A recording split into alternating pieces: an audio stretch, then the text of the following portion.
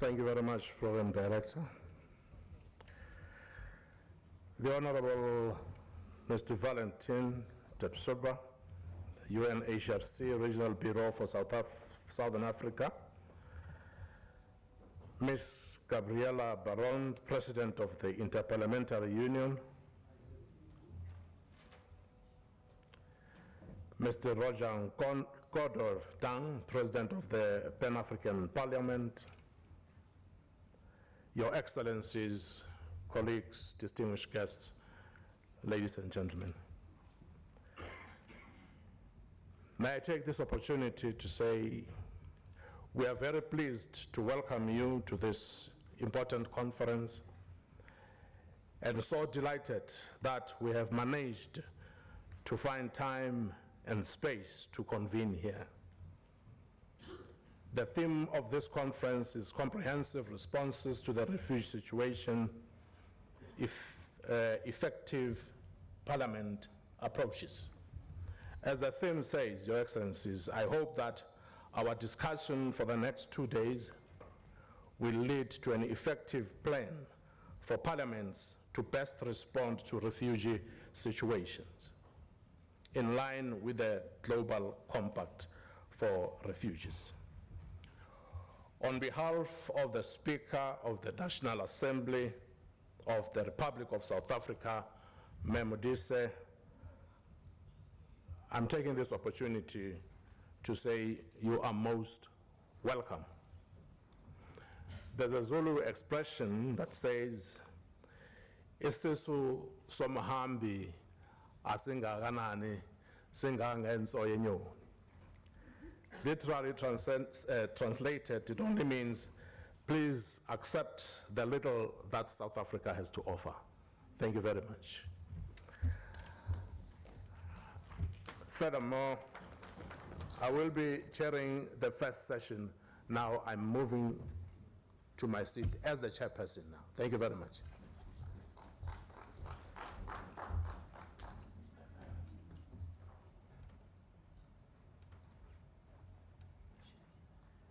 The first session, oh, it's not working. Thank you.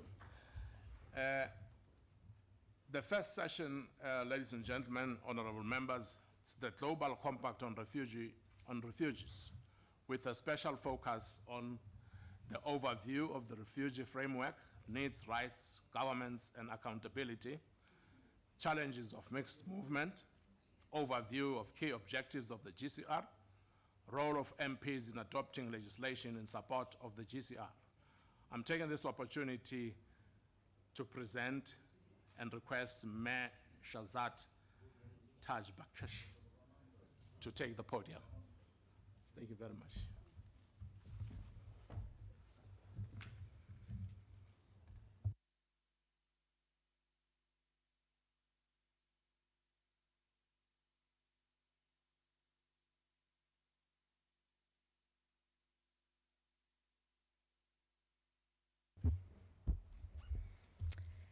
Excellencies, good morning. Madam President, Mr. Chair, honorable MPs, it really is sincerely a great pleasure for me to be here amongst you. And I'd like to very much thank the Pan-African Parliament for hosting us so nicely in these beautiful premises, and to the IPU for all the organization that went into this meeting.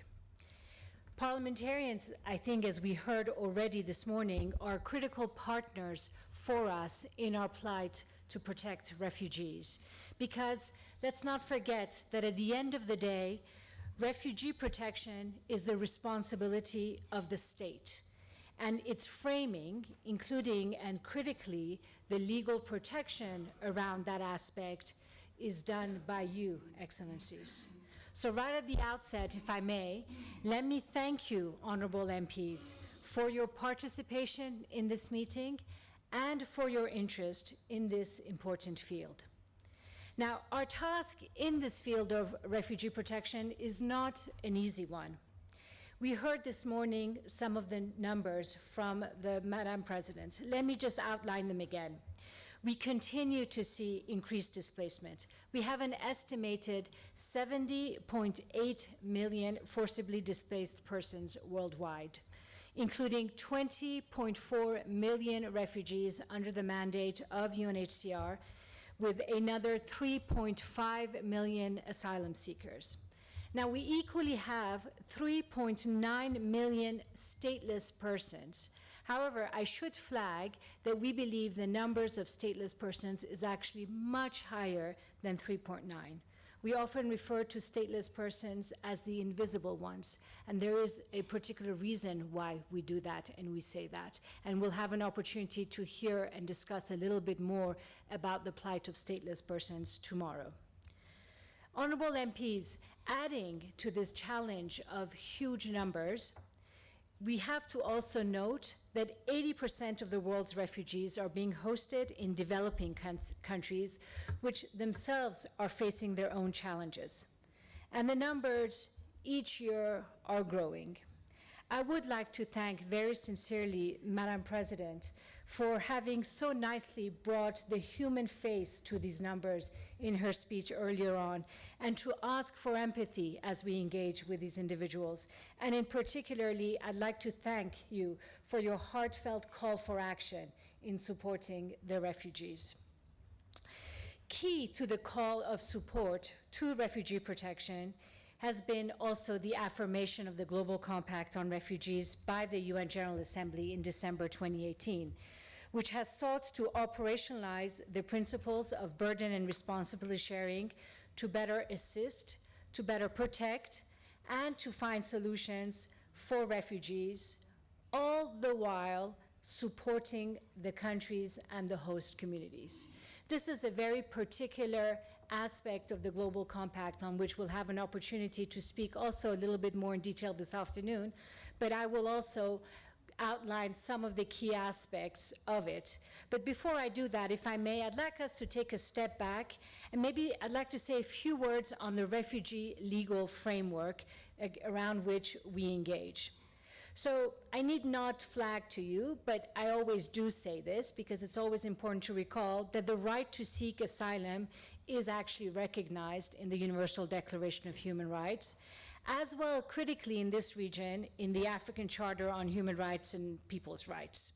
Equally, it's recognized in the OAU Convention referenced earlier on this morning. At the heart of the International Refugee Protection Framework is the 51 Convention and the 67 Protocol, which is, as I've said, complemented equally by the OAU Convention, which we heard marks its 50th anniversary this year. Now, these instruments, first and foremost, outline who is a refugee and who is not a refugee as a result, as they incorporate a definition into the conventions themselves. In the 1951 Convention, the refugee is recognized as someone who has a well-founded fear of persecution on account of race, religion, nationality, membership in a particular social group, or political opinion. Now, the OAU Convention expands this definition to include those who flee for other reasons, such as events seriously disturbing public order. Honorable MPs, definitions can be convoluted. There's no doubt about that. So if I could say, the one key thing to recall when we think about the refugee definition and the refugee framework is that it extends, and the conventions extend, international protection to those who cannot return to their countries of origin. It's as simple as that. It seeks to protect people who have no choice. They cannot go back to their countries of origin because of the risks they face in those countries. This is the distinguishing factor between refugees and migrants. Refugees cannot go back to their countries of origin because of the risks and threats they face there, and the international conventions extend international protection to them. So the cornerstone of this international protection scheme and the right to seek and enjoy asylum is the principle of non-refoulement, which is the prohibition of states to remove in any manner whatsoever a refugee to another state where his or her life or freedom is threatened. Honorable MPs, the international protection instruments, in addition to identifying who is a refugee, also outlines the obligations of the country of asylum, what the obligations are that the state has regarding the treatment of refugees. So the conventions give a definition that identify who a refugee is, but then equally outline through their articles a range of rights which should be attaching to recognize refugees in that country. So what this requires, first and foremost, is the establishment of asylum procedures that identify and grant refugee status to those who are in need of international protection. So the right to seek and enjoy asylum and the International Refugee Protection Framework is only effective if states have asylum systems and laws that are grounded in international frameworks and that are accessible, that they're fair, that they're efficient, that they're adaptable, and they have integrity.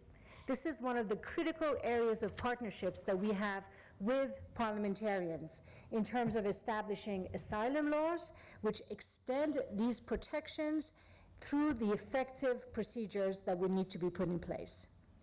So once an individual is recognized as a refugee, the status comes with a range of progressive rights and entitlements that are broadly commensurate with those rights that nationals in a host country have.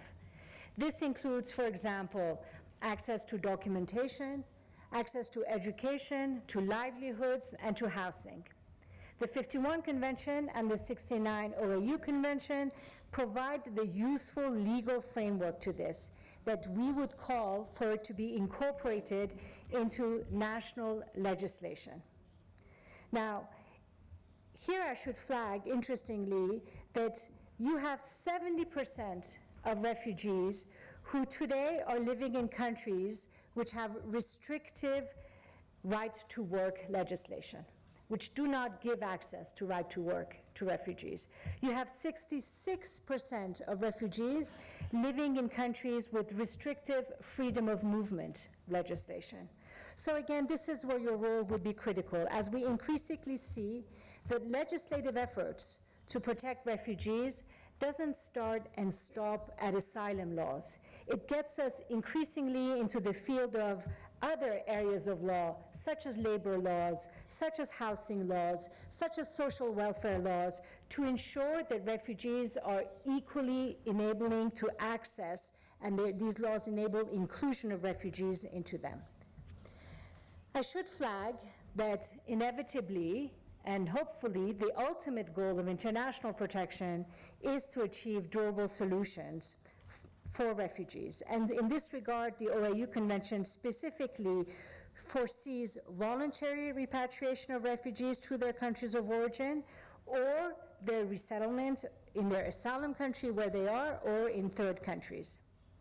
Unfortunately, though, solutions are far and between. We need strengthened efforts to help countries of asylum to keep their borders open and to safeguard protection space. These efforts are desperately needed in today's world. Now, positively, Excellencies, the vast majority of states respect the right to seek asylum and non-refoulement, and they receive persons fleeing persecution and other serious harms by admitting them into their territory. But I should say, we have seen pushbacks at the borders, and we've seen strict border controls which do not in any way distinguish between refugees and others trying to get in. Of course, I don't need to tell you that states have the responsibility, and they actually have the right to manage and control their borders. But it is equally vital, and here I'll stress that in fact it's a legal obligation for states to give access to territory and to asylum procedures for those who have expressed a fear of persecution on return. But it must be said, Excellencies, that the phenomenon of human mobility has become increasingly complex. Conflict, human rights abuses, gang violence, climate change and disasters, organized and transnational crimes, including trafficking in persons and smuggling, the pursuit of economic opportunities, as well as obstacles to access asylum and limited legal migratory channels, they have all contributed to increased mobility via irregular means, and they're all within a mixed migratory movement flow. Mixed movements refer to situations in which people are moving across borders for a range of reasons, including a minority, in fact, who may be moving in need of international protection under international law. Undoubtedly, such mixed movements, where they take place irregularly and where they take place irregularly in large scale, create significant challenges for states. But I should flag that they also create grave risks for individuals who may face physical or psychological harm, exploitation, or other threats in their course of journey. Asylum and migration have become extremely sensitive political issues in many countries, in transit and destination, resulting increasingly, unfortunately, in more restrictive policies and anti-foreigner sentiment. We all have an obligation to counter these negative sentiments which destabilize communities, both the hosting ones and the refugee ones. Excellencies, these challenges have to be addressed by states with your support within a correct legal framework which enables critically the identification amongst the mixed movements of people who are in need of international protection. And here we go back to effective asylum procedures needing to be placed that are adapted to deal with situations of movements by having differentiated procedures, such as ones, for example, which enable much quicker decisions in the context of mixed movements that identify, for example, manifestly unfounded cases that could be quickly dealt with in procedures, and for people then to be able to identify those who are in need of protection. At the same time, Excellencies, UNHCR has a clear interest in strengthening responses also to migration, which respect the rights of all people on the move, regardless of their status. We strongly support strengthened governance and management of migratory challenges, which ensures that human rights of all are respected, regardless of their status. This is our starting point. We need to ensure that appropriate reception and admission arrangements are in place, followed by mechanisms for referrals to those who are particularly vulnerable or at risk, and also referrals to asylum systems to those who are seeking international protection.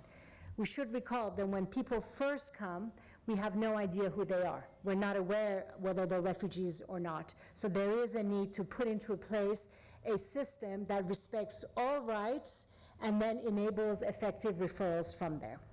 Equally, it should be said that strengthened responses to migration, including expansion to legal migratory channels for migrants seeking better opportunities, can contribute to alleviating pressures on asylum systems, which people increasingly are using because of lack of choice.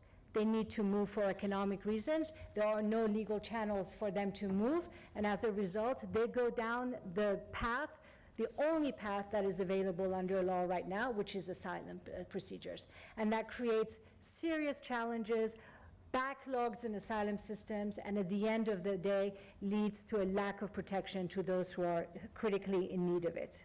So the adoption of the Global Compact for safe, orderly, and regular migration in December 2018, which emanated alongside of the Global Compact on Refugees, is a critical one for us, and we stand by it and seek to support states in implementing the 23 objectives that are outlined in the Global Compact on Migration. Honorable MPs, while mixed movements do create challenges for states, like I've said, I do believe sincerely that they are not insurmountable. And there are a number of good practices which enable states to identify refugees amongst that mixed movement and extend refugee protection to them. Arguably, I would say that the greater challenge we face is to see responsibility sharing for the world's refugees. Again, noting that 80% of refugees are hosted in developing countries. This effort is critically linked to the Global Compact on Refugees. The core objectives of this famous GCR, which everyone has heard about now multiple times throughout this morning, they are, firstly, to ease pressures on host countries. Secondly, to enhance refugee resilience. Thirdly, to expand access to third country solutions. And finally, to support conditions in the countries of origin in return so that you could have voluntary repatriation in safety and dignity.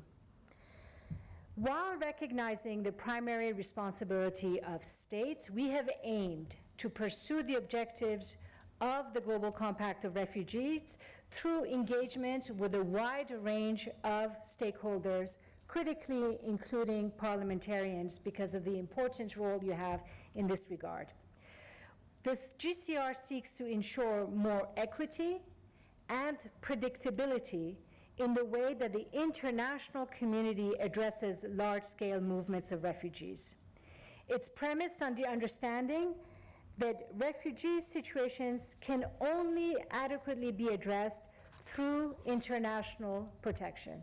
It cannot simply be an issue of geography. It can't simply be that the international responsibility for protection must only lie in the neighboring countries. There must be a greater sense of international commitment of support to those countries, many of whom, including in Africa, have so generously opened their borders over decades and continue to host refugees.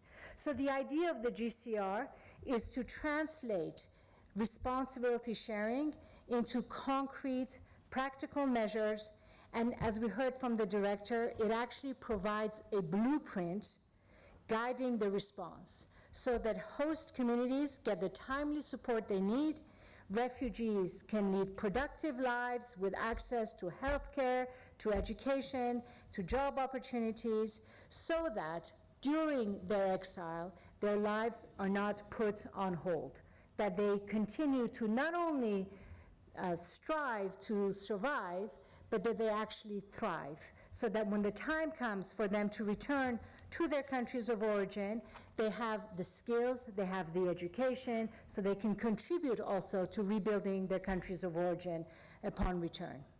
So core to the vision of the GCR that enables for the refugees to be resilient are inclusive policies for refugees in a manner which enables them to actually become, while they are refugees, contributing members also of the communities which are hosting them. This requires the hosting communities themselves to have their resilience equally strengthened so they can meet the needs of the refugees at the same time. So here, that's the paradigm shift that we have seen that has come about as a result of the Global Compact on Refugees. While previously we used to run parallel programs for refugees, the international community during a humanitarian crisis would come in, would set up the schools, would set up the clinics, we'd have a whole community run within the refugee camp. No longer is that the vision that we'd like to see enveloped.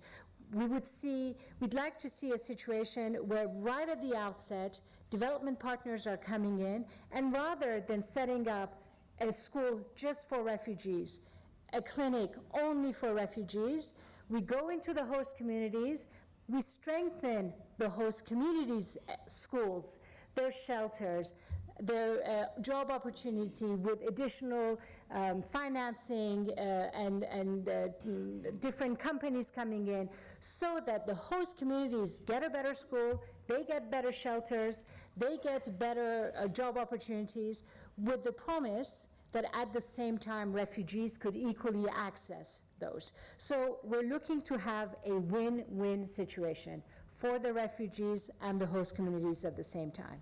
And I have to say, we have seen a number of positive developments in this area, including strengthened collaboration between humanitarian and development actors, notably the World Bank and multilateral development partners, which have come in to strengthen national systems for the host communities as well as the refugees.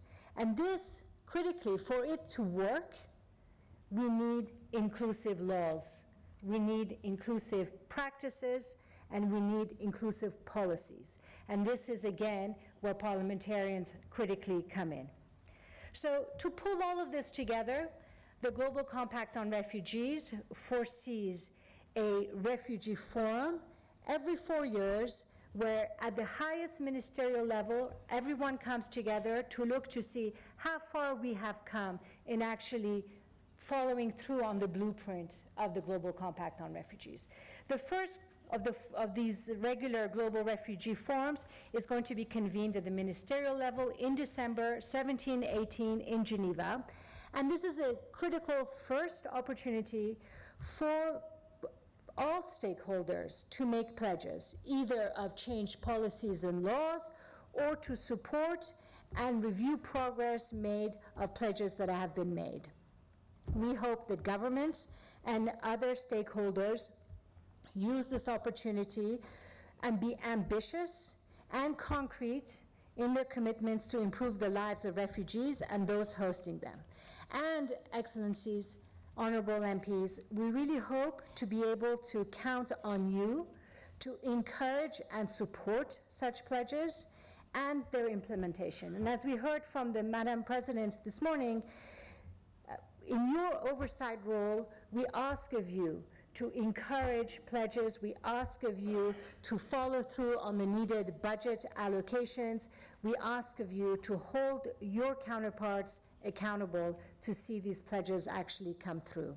The pledges can range from financial, material, and technical support to host countries, to additional resettlement jobs, resettlement places, to humanitarian visas, but also changes to national laws and policies that enable refugees to become more self-reliant and better be included in the local communities. So, like I said, there is a great deal of support the parliamentarians can do towards the development and the implementation of these pledges. Just to conclude in that regard, and again, if I may repeat what we heard from Madam President this morning, we have put out, together with the IPU, a UNHCR IPU handbook for parliamentarians on international refugee protection, as well as a good practice guide on statelessness and nationality laws, which we would really encourage you to pick up, and copies I saw were available outside as we were coming in. Look through these documents. It'll give you ideas of ways in which you can engage and be responsive to the call that we heard from the President of IPU this morning. Ratification of conventions, changing the laws, removal of reservations, bringing in or addressing policy directives and national development and action plans to enable inclusive responses to protection, following through on practices of these policies and laws by overseeing effectively budget allocations, introducing amendments to existing legislations. There are a lot of ideas. Many of them are included in a checklist that's available in the handbook that I'd encourage you to look through, because undoubtedly you are one of the most critical partners for us as we seek to better protect refugees worldwide. Thank you very much. Thank you very much, Shazad, for a good presentation. Your Excellencies, ladies and gentlemen, we will have maybe 2 sessions of questions. We will take the first 10, round number 1, allow her to respond, and take round number 2, which is going to be the last one, and allow her to finish off. I hope that our questions are going to be short and precise so that she can understand what the questions are about. So you can preamble your question shortly and go straight to the question. Your Excellencies, unfortunately, we do not have your names here. We therefore would humbly request you to allow us to attach a number next to you once you have been recognized. I will start on my extreme right, take the 10 questions, and allow Shazad to respond. Your questions, Your Excellencies. You can raise their nameplates if you want. Or raise a nameplate if you want. Yeah, even general comments you are allowed. Babu Mpanza from South Africa. Thank you, Chair. The main question that has been raised is the issue of balancing the rights of the refugees in terms of providing them with basic needs like education, medical health, and all those issues. And the issue also of the resources of the host countries, because I think we must deal with that issue, because that's the one that sometimes create conflicts between the locals and the refugees that are in the country. And I think the governments must really develop policies that are going to actually address that issue, that as much as those services are provided, but then you strike a balance that the locals don't feel neglected and feel that what belongs to them is now given to the brothers and sisters who are in the country. So, Chair, I will just pose that issue as an issue that needs maybe to be looked at going forward. Thank you. Thank you, Honorable Member. Sir.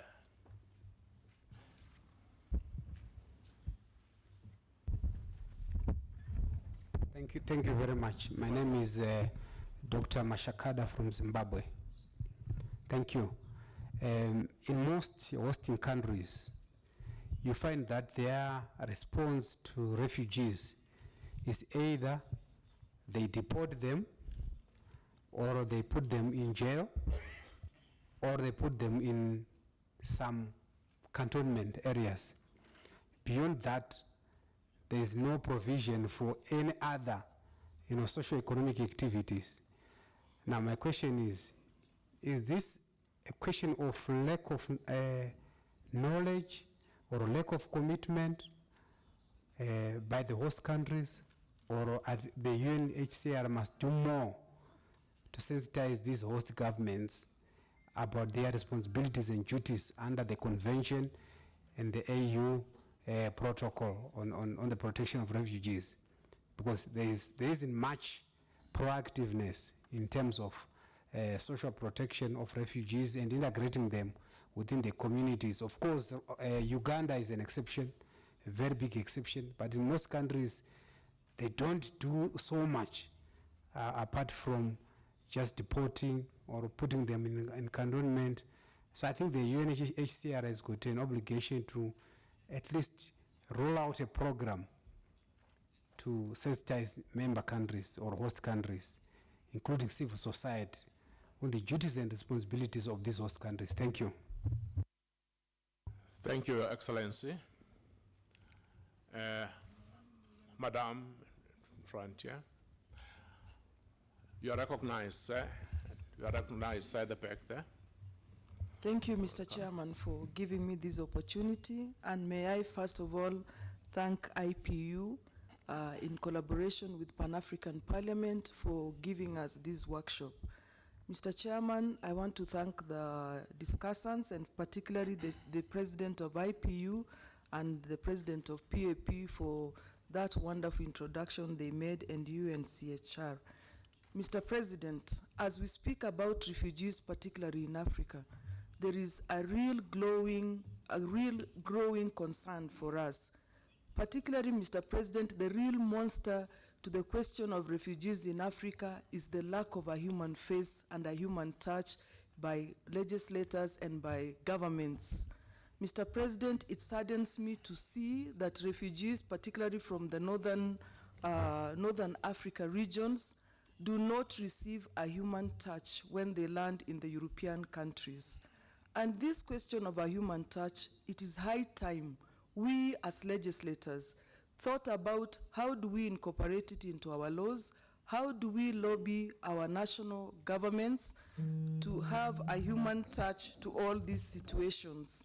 What concerns myself as a woman legislator is the faces of women I see who are crying, who have been deprived, the faces of the child we saw, Mr. President, in an ocean that the child was left, a baby, left in the seas.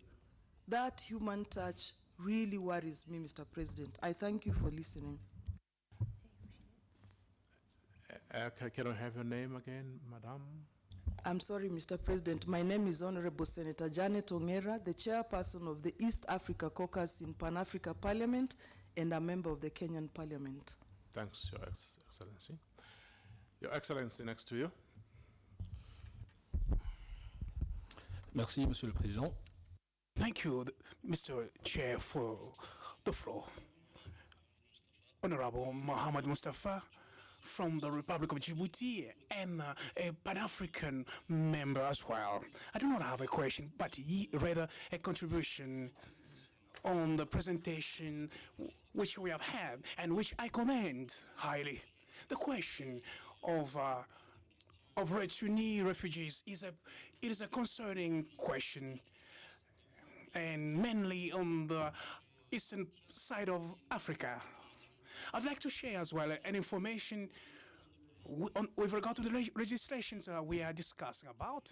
My country has adopted the laws which are into force in Djibouti, and I'd like to recapitulate which were entered into force in 2018 with regard to the determination of the status of refugees, and likewise reassuring them the advantages of their socio-economical integration.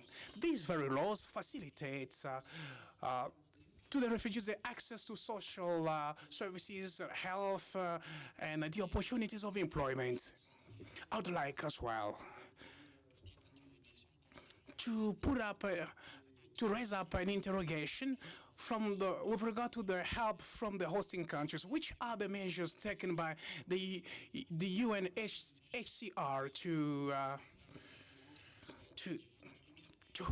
to come up with an impact at the African level? Why can't we have African legislations which are going to regulate all the entirety of Africa with regard to refugees? I thank you, Mr. Chair. See, we have a member at the back there. I've recognized. Can I attach numbers? The lady will always be number one. Rwanda, Zambia, and Senegal. Thank you very much. You're welcome, sir. Thank you so much, Chair. I would like to also recognize the president, the IPU president, also the PAP for organizing this very session. I'm now representing the voice from Ethiopia as I speak. I'd like 3 issues to highlight. The first one is there are definitely a big cry for action, as already highlighted very much. And I think there are several provisions, several descriptions at any given time. And always we are in short of action, and that's why we cry again and again. So I'm wondering, UNHCR, as we speak now, what are real challenges that limits or that cuts short of some of the actions to take place that are already proposed on the compact? I'm raising this because the countries like Ethiopia, for example, we may say we have like what you call a progressive laws in place. But to take those progressive refugee laws into action, definitely it requires, as my colleague from the South African parliamentarians mentioned, the resource is going to be an issue. So what is now the resource backing issue to UNHCR to support some of these nations that are coming with this kind of progressive laws? That's the number one. My second one is, it's always a challenge to make sure, and you, the presenter, thank you so much, you really you use a best description, not only surviving, but thriving as well. I'm wondering whether the UNHCR has a certain parameters or indicators how nations are in that very status, ensuring or supporting the refugees in terms of thriving and surviving, so that best practices can be learned among nations and countries. Thank you so much, Chair, again. Thank you very much, Honorable Member. Rwanda. Je vous remercie, Monsieur. I thank you, Honorable Chair, for the floor. Honorable, I'm a deputy from the Parliament of Rwanda. It is with regard to the contribution which we have done in Rwanda with regard to the legislation which protects the refugees. In Rwanda, based on the Constitution of 2003 and revised in 2015, Article 28, which stipulates that with regard to the asylum rights for refugees, based on the Constitution, which is the sovereign law, we have an ordinary law with regard to refugees. With regard to the general situation, Rwanda hosts 189,546 refugees from the Democratic Republic of Congo, Burundi, and recently we have received 159 refugees from Libya. And Rwanda signed the MOU with the African Union, we also with the UNHCR to welcome 500 refugees coming from Libya. With regard to the protection of refugees in our country, the refugees which are in Rwanda, they benefit the rights of non-discrimination to the religion, social and health, and as well as the rights to intellectual property and the possibility to associate themselves to fora and political orientation, and the rights to access to justice and the legal representation, and the right to be protected by the government, and the freedom of circulations as enshrined by the Convention of 1951 with regard to the status of refugees, and other relevant instruments ratified by the Republic of Rwanda. This is, in a nutshell, the reports with regard to the rights which protect the refugees. I thank you, Mr. Chair. Thank you, Honorable Member. Honorable Your Excellency from Zambia. Thank you very much. My name is Roger Smura. I am the Member of Parliament for Mansa Bombwe, and my constituency is one of those constituencies that are hosting some refugees from Congo. Zambia has hosted a lot of refugees in the past from Angola, Burundi, Democratic Republic of Congo, Mozambique, Namibia, Rwanda, Somalia, South Africa, and Zimbabwe. In 2018, last year, it was estimated that Zambia hosted over 24,652 persons. But then there is a very big issue that keep on begging in my heart, and that's what I want to bring to UNHCR. I think that the displacement of human beings can have a solution. And the question is, do you think UNHCR dialogue is the key to the problem that we're talking about right now of refugees? I say so because to mitigate the negative impact of forced displacement, before it happens, efforts should be put in place. Where I come from, there's a simple truism that says prevention is better than cure. Do we all here believe that we can sit around the table using the organization that we have, the associations that we have, to try and dialogue, sit around the table before human beings are displaced? Thank you. Thank you very much, Honorable Member. Your Excellency, Merci, I Monsieur. recognize you. I thank you, Honorable Chair. I am a member from the Senegalese delegation as a Vice President of the National Assembly of Senegal and former International Relations Minister, Foreign Affairs Minister from Senegal. I'd like to raise a comment with regard to the contribution dealing with what is concerning us today. We know that throughout wars and acts of genocide, persecutions, beyond this, we have a new phenomenon which has emerged, particularly in Africa, which is a phenomenon of terrorism. We need to mention it.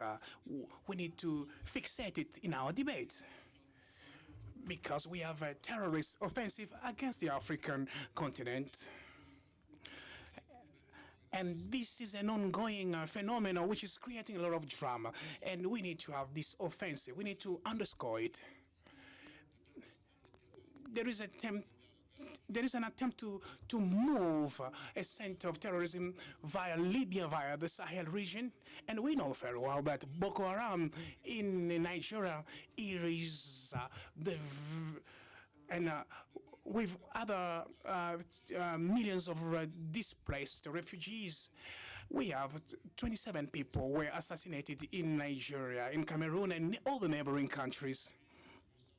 And we know that Mali is traversing an extraordinary tragedy, 1,200 square meters attacked by terrorists. We know that Burkina Faso is going through the same assault.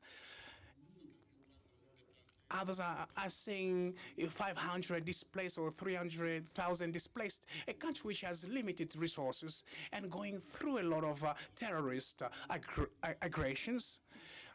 Africa need to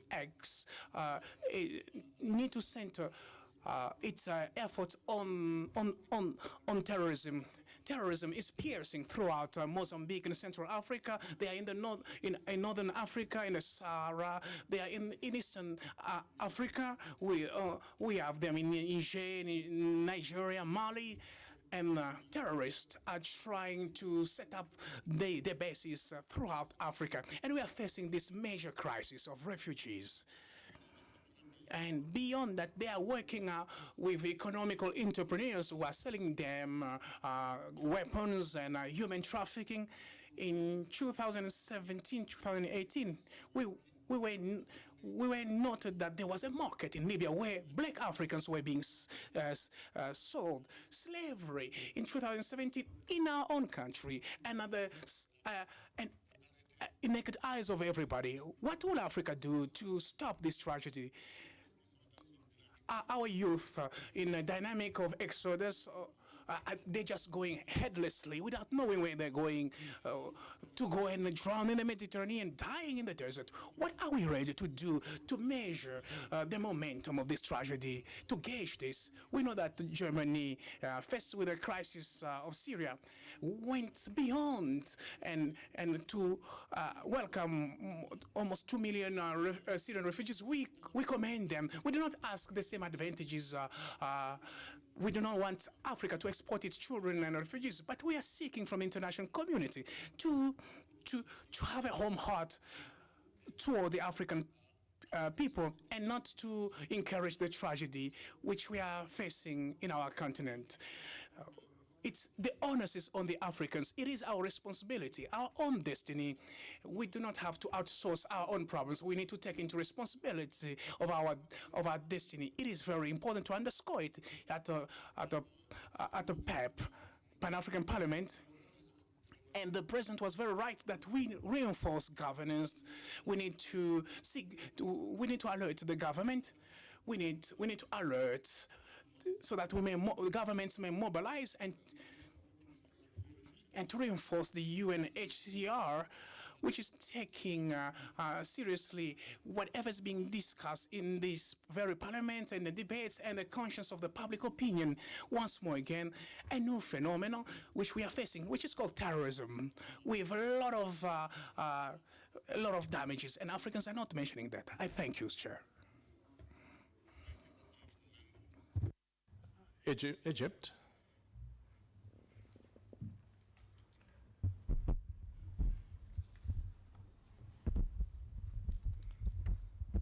السؤال باختصار.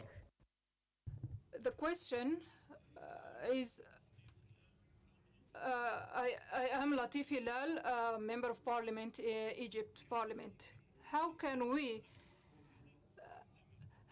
have an obliging convention between African countries to support the displaced people and refugees on all counts, socially, economically, and how can we find the resources? Refugees in Africa are more than any of the other countries or any of the other continents. How can we have conventions in Africa to assist African countries? Thank you.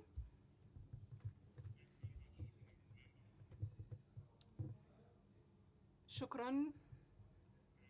السيد عضو من مصر. أرى يد مرفوعة هنا. نعم سيدي الموقر، عضو الموقر. نعم تفضل.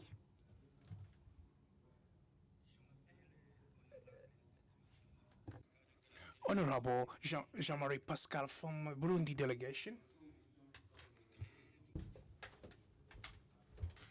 To speak about the situation of refugees in Burundi.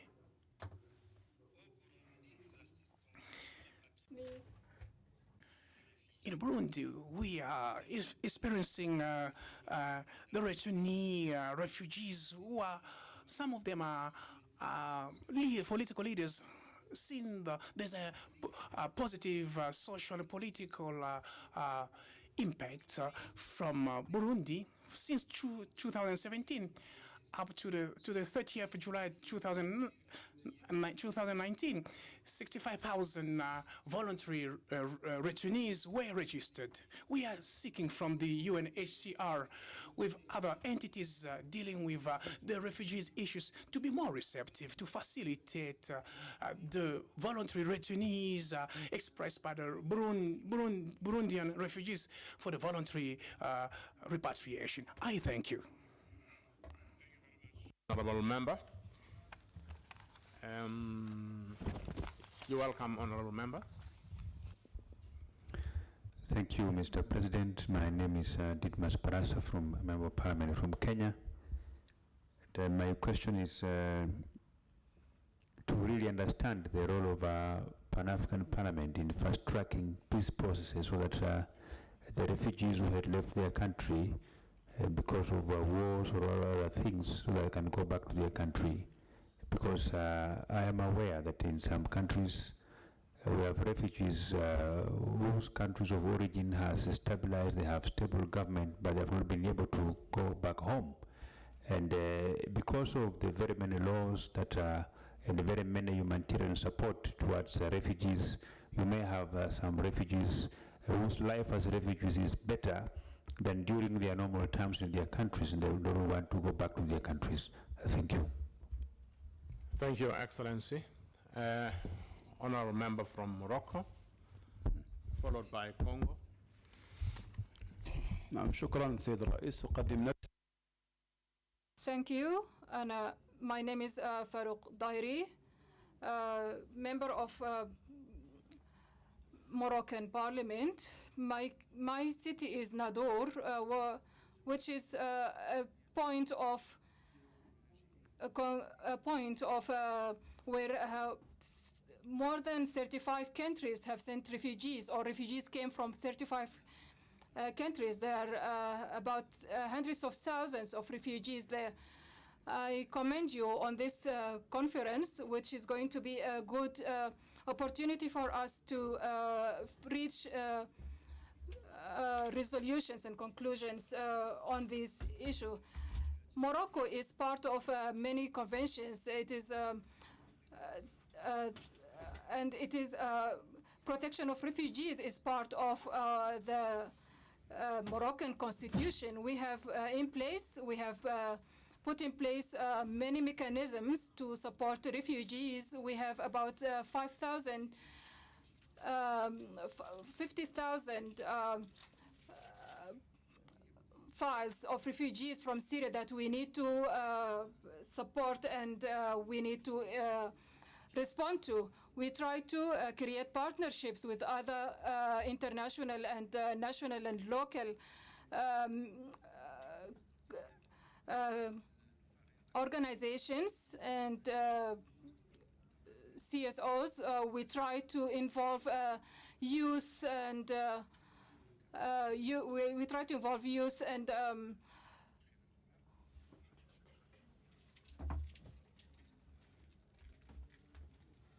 which will determine the type of organizing partners between the international community. Therefore, my question here, my honorable member, there is a number of organizations that bond us with the European Union. How could we find there any articles that could assist the refugees? We have a huge number of refugees, but how can we implement this on a practical level? And also my second component, we thank you for the roadmap that you have presented to us. And we present our questions. What are the measures that are in place to implement this roadmap? And thank you for listening. Thank you very much, honorable member. Congo.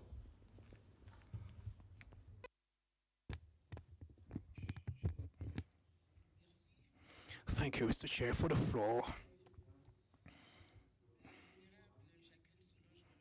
I am the Jacqueline. In the Congo, senators are called the vulnerable. I have got a contribution. I've got an advocacy.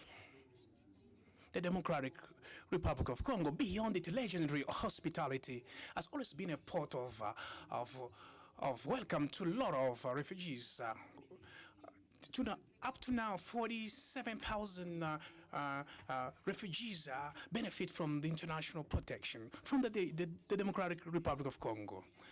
With regard to the empowerment of refugees, we need to note that they are more in the informal sectors. Reforms and advancement have been undertaken in small businesses for the benefit of Congolese as well as for the refugees. These actions are for the empowerment reinforcement with favorable impact on the status with regard to the conditions of their repatriation in their own countries. Different tripartite meetings from the countries of origins and as well as from the UNHCR have organized the repatriation of some refugees with all dignity and security. This is the case of around 5,000 Central African refugees who went back to their home country. This is an ongoing process with other countries, such as Rwanda. It is focused from the tripartite meeting held in 2019 in Kinshasa. The repatriation of the people living in the plateau who ran away from events from the province of Maindombe in the DRC. It is also for those who have taken refuge in the department of Likwala, stemming from the events which came from the province of Equateur in 2009. Against this background, the DRC is facing a lot of hardships and would like to make a pledge, a multi-form assistance from the international community to alleviate the pressures of refugees. This very assistance will assist the DRC government with regard to the protection of refugees, and with regard to their enrollment, and accompaniment, and taking into consideration environmental questions in these welcome programs and sensitization with regard to the status of refugees. The government of the DRC is bestowing good treatment to refugees, the same with the Congolese citizens. It is very necessary to bring about a pertinent assistance to the government so as to respond to the global impact. I thank you.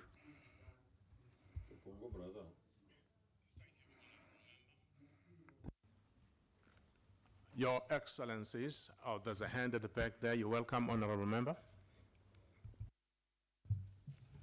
From Sudan. First of all, I thank all the speakers on this issue, and I want to tackle on the issue that has been touched by some of the speakers, is the issue of resources. And for example, in Sudan, we host more than 2 million refugees for a long time. And we have been receiving a little from UNHCR. And this has been discussed in many meetings in Sudan. We have the head of UNHCR visiting Sudan many times, and we have been discussing this issue of lack of resources. And we have, as I said, more than 2 million refugees in Sudan. And this has always been a persistent issue for us because we have already limited and strained resources in Sudan. And as you know, that Sudan is a big country. We have large borders. So we are a country that is prone to refugees always. So I ask, in the context of the global compact refugees, this agreement, what kind of solutions that are suggested in this to tackle this issue? Because I think this is one of the important issues, because if you don't have the sufficient resources, then every project, every activity is going to be either delayed or non-existent, or you face many difficulties. And this would in turn affect the situation of refugees in the country.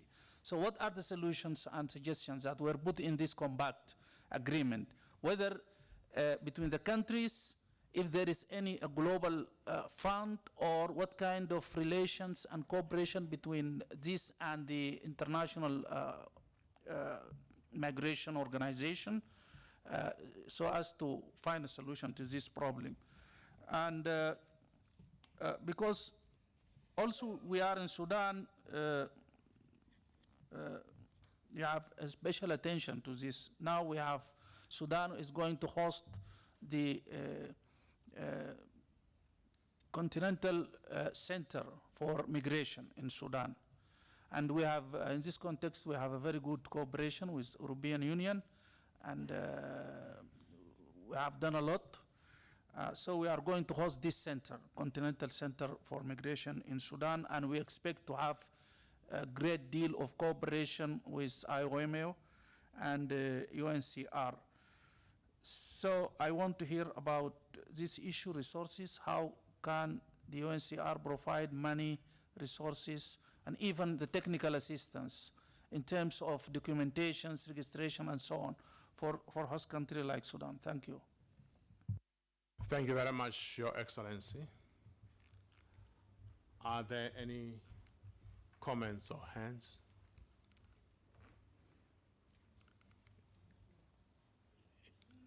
In the absence of any, Your Excellencies, may I say our country, South Africa, remains one of the destinations for various categories of migrants and faces a host of migrant-related challenges, including transnational criminal syndicates who smuggle or traffic not only drugs, but also people, including women and children. In response, we have initiated policy frameworks to regularize migration in strict conformity with the Constitution and the international humanitarian law. We have a progressive Refugee Act, which embodies the international human rights law principle of non-refoulement. That is the principle that ensures that no person may be returned to a country where they are at risk of their fundamental rights being violated. And most importantly, further, we have passed the Prevention and Combating of Trafficking in Persons Act to address the issue of trafficking in persons. Your Excellencies, with regard to attacks on foreign nationals, allow us to emphasize South Africa's unwavering commitment to protecting the rights of foreign nationals who are integrated into our communities across the country. We would like to reiterate that our country welcomes all foreign nationals who contribute to our shared prosperity. Thank you very much. I now take the opportunity to call Shazad, Honorable Shazad, to make a response. Thank you very I much. think it would be the last, Thank you very much also for having upgraded me to your honorable level, which I'm very far from, and I'm very humbled to be amongst you here today. If I may, maybe the best thing I could do is to group the issues that got raised in all of the questions, and I'd like to start by very much thanking everyone for their interventions and very honestly for raising the issues that very much go core to the problems that we're facing. If you recall from my intervention, I did flag that very sincerely the biggest challenge we are facing in the international refugee protection regime is the fact that 80% of the world's refugees are actually hosted in developing countries who themselves have their own resource and development challenges. So that goes core to the first cluster of questions, and I'd say the most significant cluster of questions that got raised around the issue of resources. And how do we bring in the balancing of the rights of the refugees versus an issue of resources for the citizens and the host communities. This indeed is exactly what the Global Compact on Refugees foresees to do. I mean, if I could maybe speak from my own personal experience of having worked in the field and working in a number of refugee camps many years ago when there were these big camps, I found it, to be very frank, very heartbreaking, where at times we had literally 5-star clinics or 5-star education schools set up in the refugee camps, and you just go a little bit further outside of the camp and you would find the pregnant woman in that host community needing to walk for hours in order to access a medical clinic so she could give birth in safety. And that just didn't sit well, I think, with all of us. And I think that's been the paradigm shift that we've come across, to say that in order to help refugees, first and foremost, we need to increase the resources to the host communities. We need to strengthen the capacities of the host communities themselves. Also, that there is that, we can equally address that type of tension that we heard the South African Honorable Delegate speak to, in terms of creating tensions between the host communities and refugees, where they see different rights and different advantages that are being given. So that really has been the paradigm shift that we've seen. Now, the biggest challenge, of course, is to see that implemented.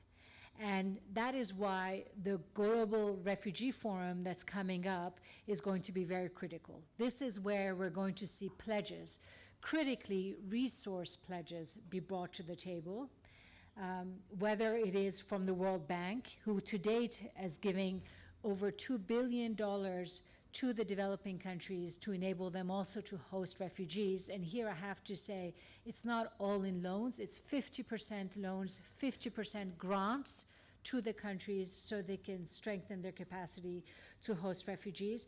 But we also have increasingly the private sectors coming in. We are doing an incredible outreach to private sectors to get them to come in, to create job opportunities in the refugee hosting communities that would make it available to the hosts and to the refugees themselves.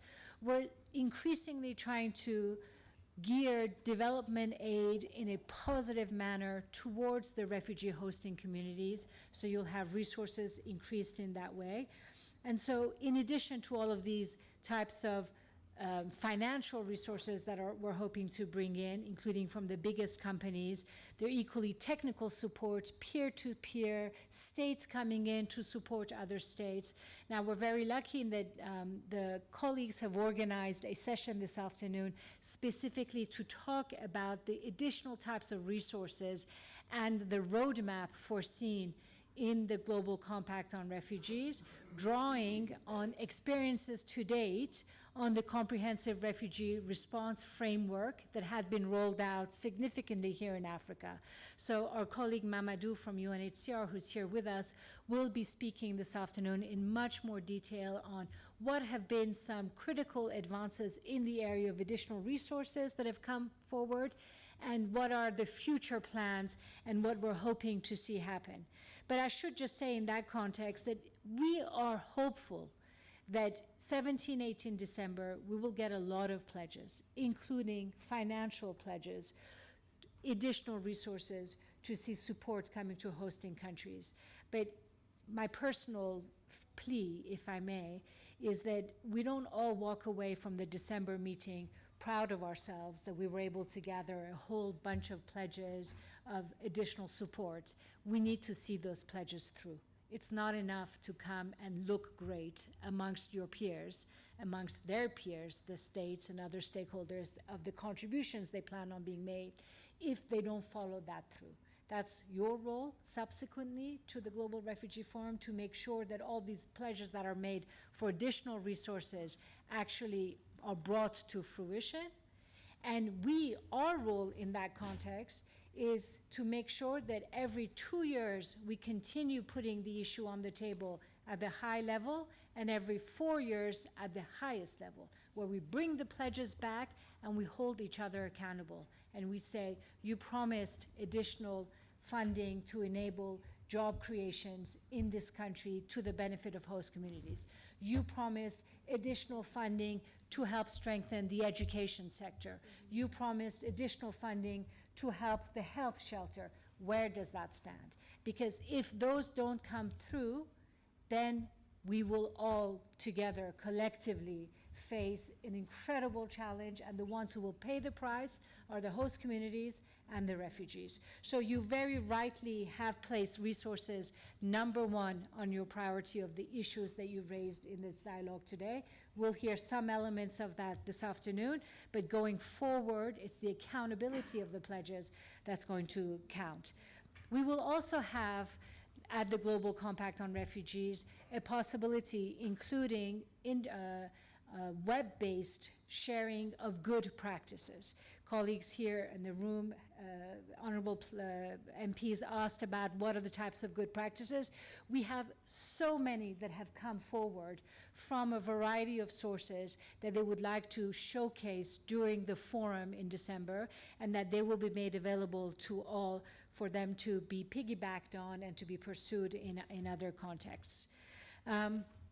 We heard concerns around knowledge. In fact, I think from our honorable representative from Zimbabwe, we heard, what is the issue? Is the issue a lack of knowledge? Is it a lack of resources? Well, I have to say, it is first and foremost, I'd like to say that it is an issue of lack of resources. I think that's our reality as we heard today. I equally do believe it is a lack of political will. Sometimes if there is political will to see changes happen, we can see it happen. And we heard some very positive examples du Rwanda. Je prends le moment vraiment pour vous. I seize this opportunity to thank you and to include everything that you're doing for the people of Libya and repatriation and evacuation into Rwanda. We thank you solemnly.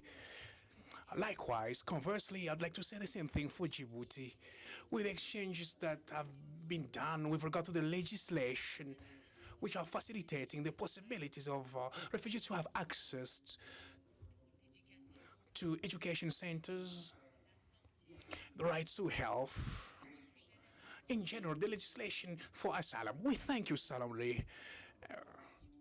And in substance, we are standing shoulder to shoulder with you to make up a follow-up and the implementation of these very laws.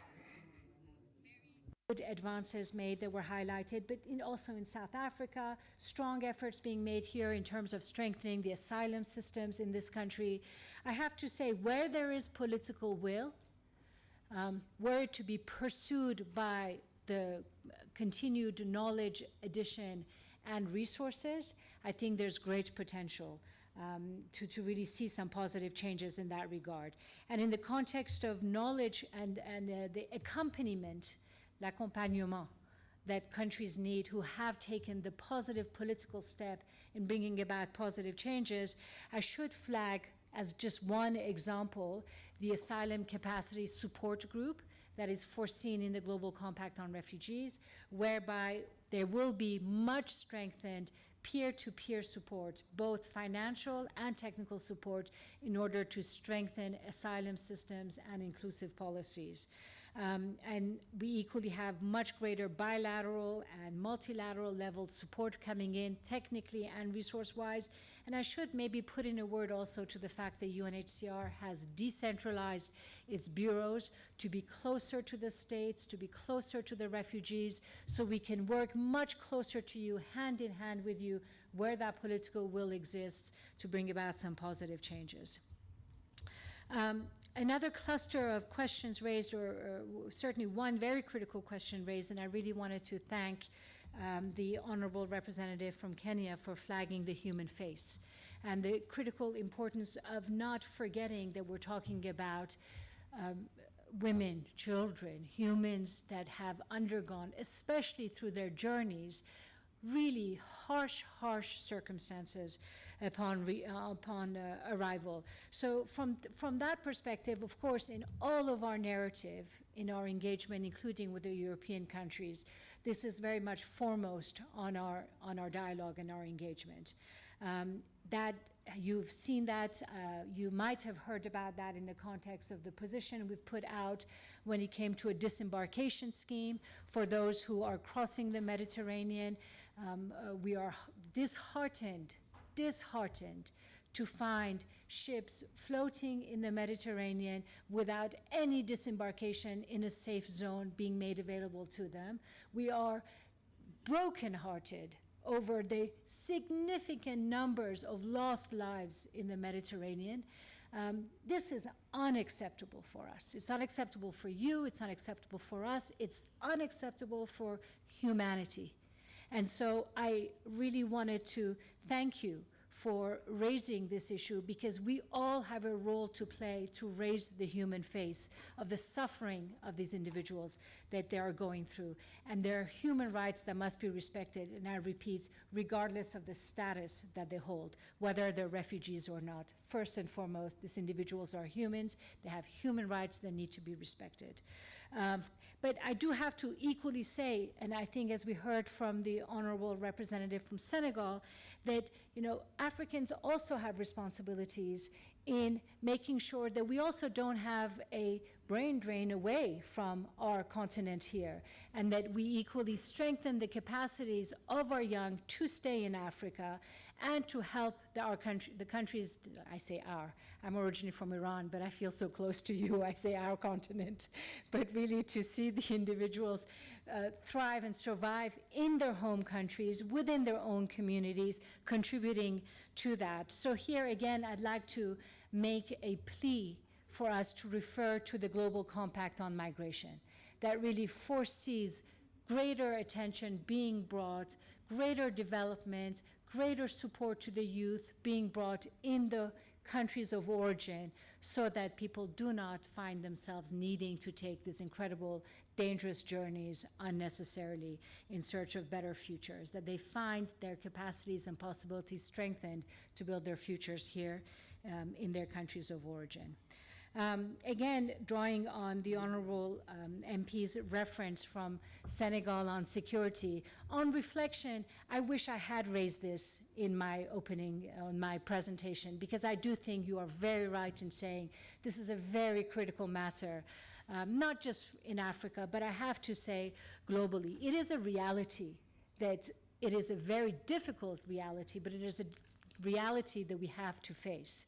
We are seeing increasingly incredibly sophisticated terrorism, transnational, intercontinental crimes being organized that surpass all of our imaginations on how they're being conducted and how they're being led. And I think that we all need to stand together to do what we can to combat that clear threat to all of us again, and to humanity.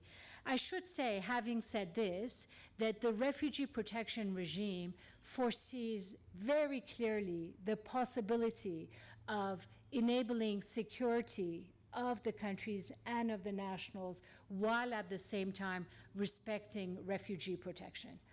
There is critically, for example, within the refugee definition, an exclusion clause that enables the states to say, you might have fled your country, but you fled for reasons that are not tied to refugee protection. You are not deserving of international protection. There are screening mechanisms that can and should be foreseen as being integrated into asylum procedures that help identify the terrorist from the refugee. And so again, our plea in that is to see implemented these safeguards that exist in the international refugee regime in national procedures, so we don't see refugees being denied international protection under the guise that they might be terrorists. So that balance can and should be struck by effectively using the international refugee protection regime. And we stand by you with all the knowledge that's needed to help create that screening system and that screening mechanism in the asylum systems that would help enable us making that distinction, because you are very right in saying this is a critical issue that we need to tackle with effectively. And then maybe as a last word, the issue around durable solutions and prevention, I think again very rightly was flagged as needing to be addressed. It is much better to prevent than to have to respond.